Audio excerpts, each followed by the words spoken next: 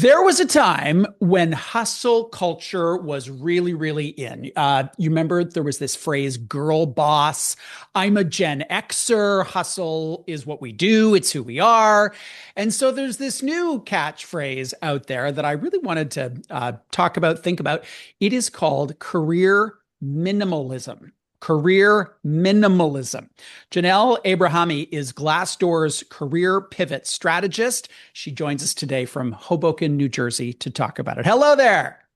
Hello. Thank you for having me. I saw this phrase and I immediately had to have a conversation with you about it. What is career minimalism? Essentially, career minimalism is figuring out how to do the bare minimum at work so that you make more room for everything else in your life. I am going to have to summon every ounce of non-judgmentalism, not to be like, oh my God, I hate this. So I mentioned I'm a Gen Xer. I'm also the CEO of an organization in which I have lots and lots of employees who I would really like to be working hard and doing their best selves. What do you think resonates about this idea for Gen Z? What I think really resonates for Gen Z, but more than that, but can resonate for really anyone, is that career minimalism does not have to be a direction you take for the rest of your career. It's not an either or, either I am ambitious, I am hardworking, or I'm a minimalist and I just do the bare minimum.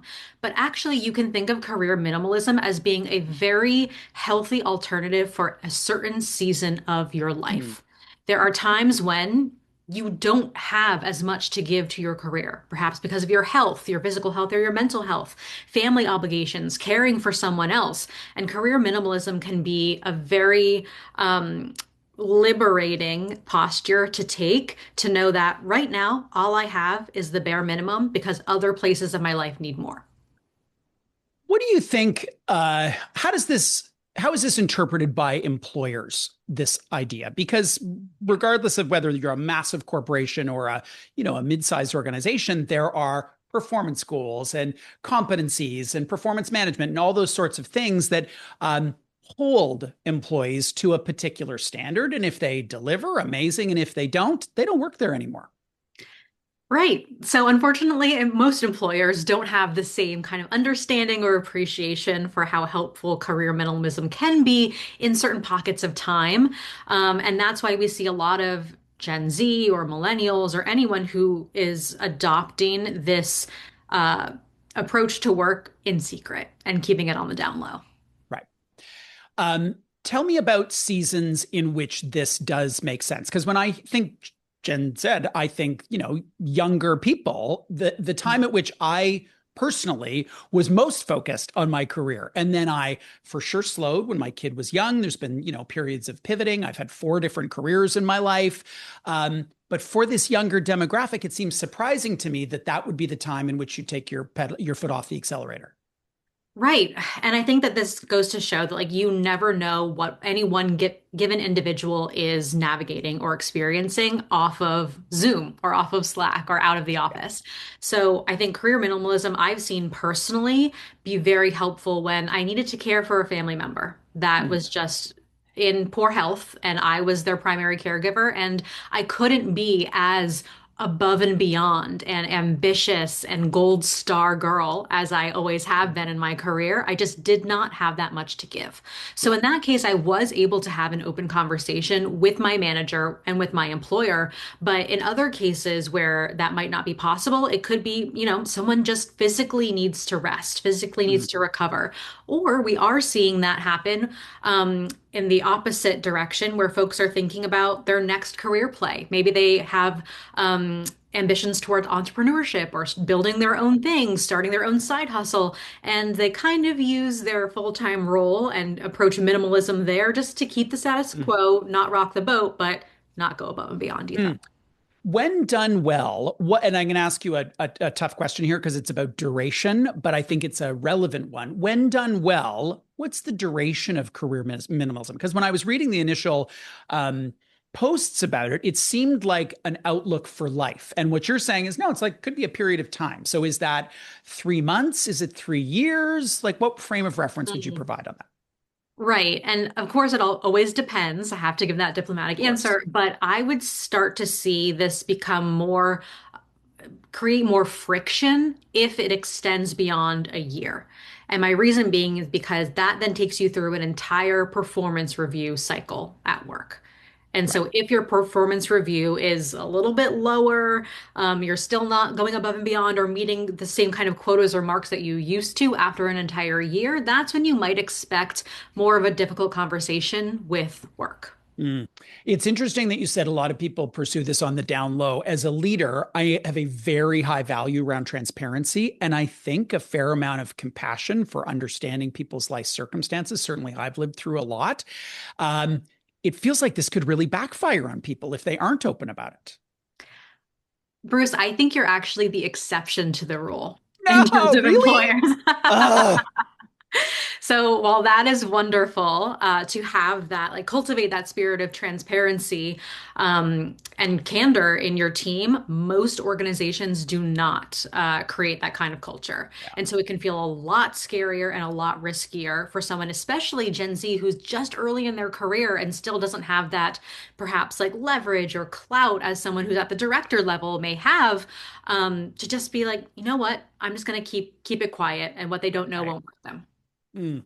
I'm just reflecting on the time when my mom was in ill health prior to her death. And I just said to my team, just so you know, I'm unreliable until further notice. I'm Yeah, just unreliable. Now, I'm the CEO, so it's a bit of a different thing, but exactly. I think I could hear that as a statement from one of my people to say, like, here's what's going on.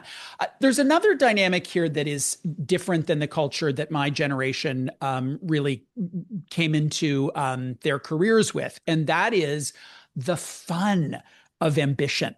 Because I think about a lot of this and I think, oh, yeah, I have a great life. I do all sorts of things. I've got all sorts of hobbies, but I'm very ambitious and always have been very ambitious. Partly because I just think it's so fun. I'm goal oriented. I run marathon. Like I just love all that. How does career minimalism connect with that, like human need to grow and innovate and achieve? First of all, I could not relate more. You are kind of like speaking as me as well. I definitely relate to that. But we can't be our most ambitious selves, and we cannot achieve all that we know we have the potential to achieve if we don't take a break sometimes. It's kind of like the attitude of putting on your own oxygen mask, resting before you need to. And if you don't, your body will take a rest for you, and it will most likely be at the least opportune moment. Do you think this is particularly relevant in organizations who don't have a walk the talk on vacation policy, mental health supports, like all those sorts of things? I'm someone who literally does not check my email when I go on vacation. With a rare exception, and then there's a bat phone that my people can call if required. So I think our organization has a pretty good culture around that. Is this most helpful in those where the bosses say that they don't check email, and then you get an email from them from Fiji at 4 in the morning? Right. We've all been in those situations, I believe, where your organization is not, says one thing and does another, where, there are unspoken expectations, unspoken rules. And definitely, if an organization does have transparency, is walking the walk, you'll probably mitigate the need for your people to even have this career minimalism posture in the first place, or they will be proactively transparent with you if they need that flexibility. If you Mm. don't and you say, oh, this is an open culture, we care about your mental health, we care about your health, we're a family, but then you send pings and emails at 2 a.m. and you're really expecting a response, or folks feel afraid to take that vacation time or that PTO, they will not feel comfortable opening up in this way or reaching a compromise. They will Mm. just do what's best for them. One last question before we go. What should the employee understand about the consequences of taking this position or this posture, as you call it, career minimalism? Because there is a trade off in terms of results and salary and career progression and opportunity and networking and reputation and all those sorts of things. I have a teenager, and I really want them to be aware of how the game is played in the world. Mhm. I would say to anyone thinking, ooh, career minimalism, that sounds like something that's right for me. I would say it is a strategy. Just like ambition is a strategy, or just like side hustles are a strategy, or anything else.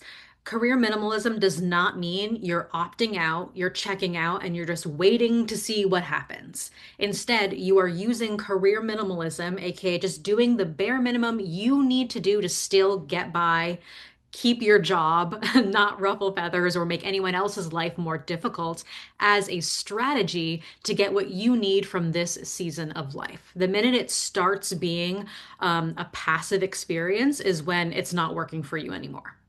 Really interesting. Janelle, thank you for joining us to talk about this. I learned a ton, and I think my panic about this as a notion has abated somewhat. Excellent. Well, thank you for having me. This is a pleasure. Janel Abrahami is the career pivot strategist at Glassdoor. She joined us from Hoboken, New Jersey today.